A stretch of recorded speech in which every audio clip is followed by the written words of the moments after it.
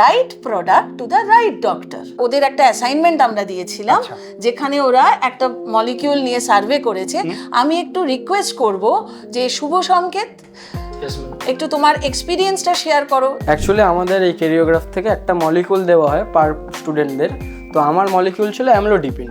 এই অ্যামলোডিপিনের আমরা একটা সার্ভে করি, যেখানে আমরা কেমিস্টের দোকানগুলো ভিজিট করি। সেখানে সার্ভেতে আমরা এই ভিজিটের ছবি তুলি এবং কোন ডাক্তার সেই প্রেসক্রিপশনে সেই মলিকিউলটার ব্র্যান্ড নেম লিখছে, কোন ব্র্যান্ড নেম লিখছে, কোন ব্র্যান্ডটা সবচেয়ে বেশি চলছে, সেইগুলো আমরা ভিজিট করি। এবং সেইগুলোর একটা স্ট্রিপে বা একটা বক্সে কতটা সেই মলিকিউলটা থাকে, আলটিমেটলি সেলটা কতটা হচ্ছে, এই পুরো সার্ভেটা আমরা করি, যেটাকে আমরা RCPA বলা হয়, retail chemist pharmacy prescription audit. আর এই যে ধরো কেমিস্টের কাছে যাচ্ছ, ধরো স্টকিস্টের কাছে যাচ্ছ, এটা তো সব চেনা নয়, সব অচেনা মুখ।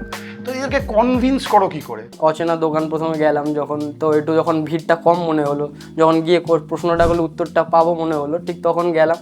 তখন যিনি বসেছিলেন বললাম যে গুড মর্নিং, আমি এরকম ক্যারিগ্রাফের স্টুডেন্ট, এখান থেকে এসেছি। তো আমার একটা RCPA বা সার্ভে রয়েছে। এবং আমার যখন প্রথম 3টে দোকান, মানে পার্টিকুলারলি 3টে ইনফরমেশন পেলাম, সেই 3টে দোকান ভিজিটের জন্য আমাকে 9খানা দোকান ভিজিট করতে হয়েছে। তো অনেক কেমিস্ট সহজেই উত্তর দিয়ে দিলেন যে আমি এরকম ব্র্যান্ডের রাখি, এই ব্র্যান্ডের রাখি। এবার অনেক কেমিস্ট যত ব্যস্ত থাকাকালীন বা কোনো কারণবশত তিনি বলতে পারলেন না। আমি বললাম ঠিক আছে, ধন্যবাদ, আমি অন্য কোনো এক সময় আপনাকে ভিজিট করবো।